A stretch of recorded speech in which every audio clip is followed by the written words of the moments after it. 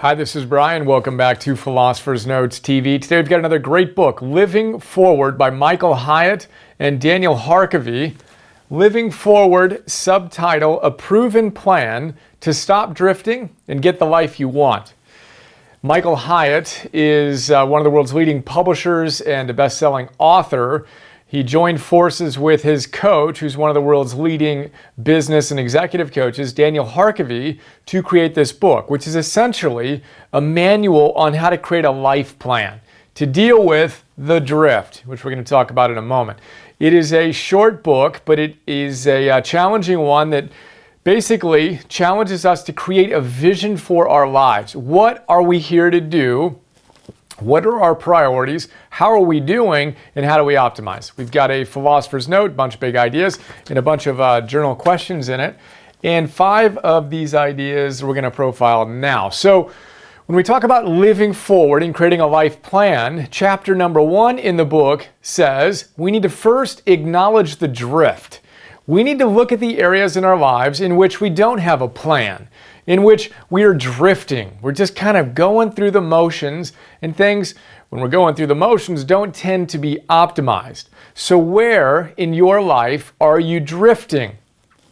But before we get there, let's think about where in your life things are awesome.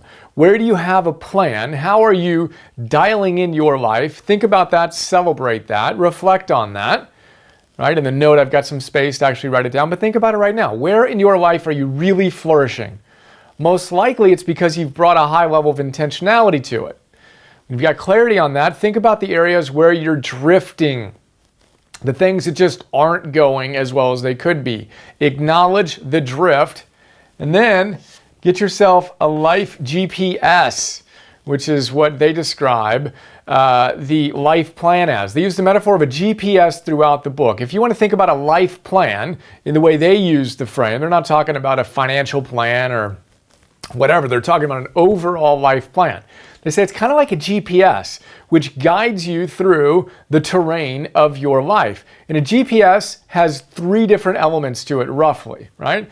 It's got a bunch of different nuances, but there are 3 primary things which are tied to 3 questions that are the through lines throughout the book. So what does a GPS need in order to work?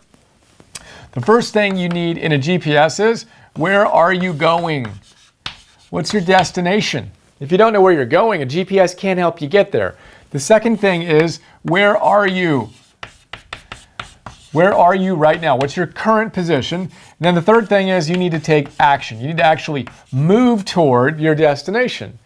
Well, that's what a life plan does for us as well. The first thing it does is identify, okay, where are you going? This is my destination, right? That's where I want to be. And they set it up in each of the major categories of your life, right? So your health and well-being, your relationships, your career, your financial setup, et cetera, et cetera, et cetera. Where do you want to be? What's your ideal vision, your destination in each of those areas?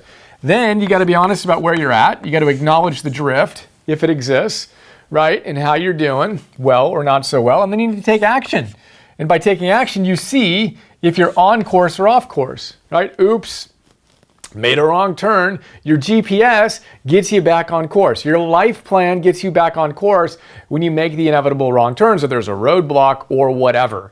So think about that. And obviously the book is all about helping us unpack this. What do you want in your life? The ultimate end is, how do you want to be remembered? They say that all of us are creating a legacy. Whether we're aware of it or not, we're creating a legacy. We are going to leave a legacy behind. The question is, are we doing so deliberately? This is one of the most powerful journal exercises we can ever do. Imagine the end of your life. Imagine those closest to you. What do they have to say about you? And is that what you want them to say about you? And then look at where you are today and get more in integrity with those ideals. Life GPS, think of your life plan as your own little GPS system to keep you on track. Our third big idea here is pull power. I love that phrase, pull power. They say that your goals, your vision for your future, where you are going, needs to have pull power. It needs to pull you up toward it.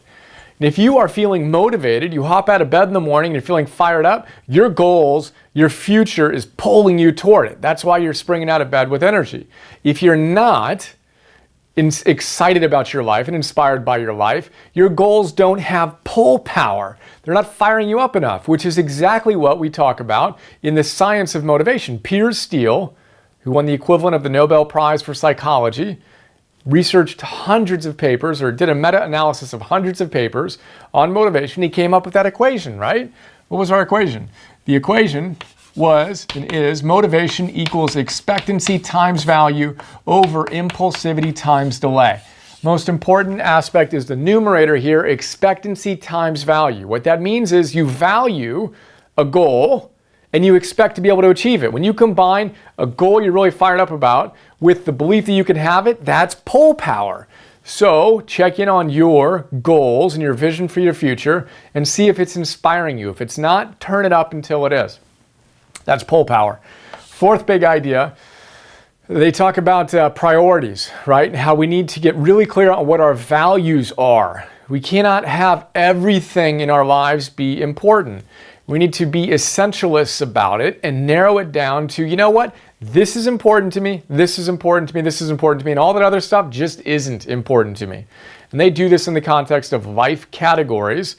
I think you can check out a lot of these exercises, by the way, at livingforwardbook.com. Check that out, livingforwardbook.com. But they say that when you look at your priorities, you need to make sure that you put yourself up there on the top of the list. They say for them, their own self-care comes after God, their commitment to God, right? And they make the point that just like when you're on an airplane, right? So if you travel often, you know that after you sit down, fasten your seatbelts, and then they give you the reminder in the event that cabin pressure gets changed, right? The little masks will come out of the panel above you, put it on your face, over your nose and your mouth, and end of the story is always the same. Make sure you take care of yourself before you try to help anyone else. Why is that? Because if you're not getting oxygen, you're not going to be in a position to help anybody else. It's the same thing with our lives. If we aren't taking care of our basic fundamentals, our mental, our emotional, our spiritual, our physical well-being, right? Our eating, moving, sleeping, and mental training, to use the language we always come back to, then we're not going to be able to help anyone else. We need to take care of our soul oxygen. When life's pressure gets destabilized and we got that turbulence and the ups and downs of life, the inevitable ups and downs, we need to lean into our fundamentals such that we can be present for everyone else around us. We've got to prioritize our own self-care, not be super weird about it, right? But prioritize that such that we can give ourselves most fully to the world. And when we do that, it's not a selfish act. We can look at it as a vehicle to give ourselves most fully to the world. And the only way we can do that is if we're taking care of ourselves. So remember, soul oxygen is important. Take care of yourself before you're trying to take care of everybody else. The fifth big idea here is the law of diminishing intent. This is a cool frame. They talk about Jim Rohn, who said that there's a law of diminishing intent, which basically means that, let's say you get really excited about something, right? So here you are, and your excitement level is up here. Rohn said that the further away you get from that excitement, the more it diminishes, the more your intent diminishes, the law of diminishing intent. And what that means is you got to recognize that as excited as you might be about an idea that we're discussing right now, or another one that you've discovered in a book or a seminar or whatever, the longer you go before you implement it, the less likely it is you're actually going to implement it. Law of diminishing intent. Stated positively, or framing this positively, what that means is you need to use the emotional energy of intention when you're inspired by something to take action. However small, get the ball rolling in practical action. Otherwise, you will fall to the law of diminishing intent. We talk about Rory Vaden in his book, Take the Stairs. He talks about the similar idea, and he has something called the rent axiom. He says the rent is always due, right? People have this idea that they can make a resolution at New Year's and it will somehow carry them through the year. It doesn't work that way. The same thing happens. Law of diminishing intent. You're fired up on December 31st and January 1st and January 3rd and 5th. By the 10th and 20th and 30th, you're already not too fired up. You've got to pay that rent of motivation on a daily basis. And again, remember, you're only going to do that if you have strong pull power. If you have a vision that inspires you, that fires you up, then you take daily action to keep that intention strong while keeping your soul oxygen dialed in. There's our pull power again. And remembering your life GPS. Where do you want to go? Where are you? And what do you need to do to get where you want to go? When you're off track, look at your compass, look at your life plan, and quit drifting. That is a super quick look. This is powerful stuff. They talk about spending a day doing this. The book kind of culminates into, okay, go take a day and go do this. The life plan that they suggest is 5 to 15 pages long, each of the categories in your life. I actually read this last week, planned to take Friday. I did take Friday, intending to do this. Went to the spa, right? And I was all ready to kind of rock it. And before my wife, Alexandra, surprised me with some amazing birthday notes from our community. Thank you to everyone who submitted a birthday wish and reflected on how my work has improved your life. It was ridiculous, unbelievably inspiring. My day wound up being largely spent just really appreciating your kind words and feeling into that. And when I look at my eulogy and how I want to be remembered, it was captured in so many of your generous and kind words. So thank you so much for making my day awesome. I got to get back into the spa at some point and actually capture everything in the crystallized form that they suggest. But there you go. Living forward. Thank you, Michael. Thank you, Daniel. Hope you enjoyed. What was your favorite big idea? How can you make it a bigger part of your life? Get on that. Have another awesome day. And here's to an awesome life. See ya.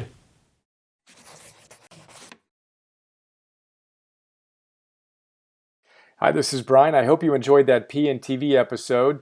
A lot of people don't know all the stuff I do beyond these free videos I share on YouTube, so I thought I'd do a quick video to give you an overview of our membership program that you can get access to and get a ton of other stuff.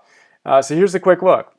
$10 a month, join the Optimal Living membership program. You get instant access to 250 Philosopher's Notes on some of the best Optimal Living books out there. Old school classics, positive psychology, modern stuff, mindfulness, peak performance, purpose, neuroscience, wealth, etc. And what you may not know is that in addition to the PNTV episodes, I create PDFs on all of these great books. So 6-page PDFs. Let's take a look at one of them. Joseph Campbell.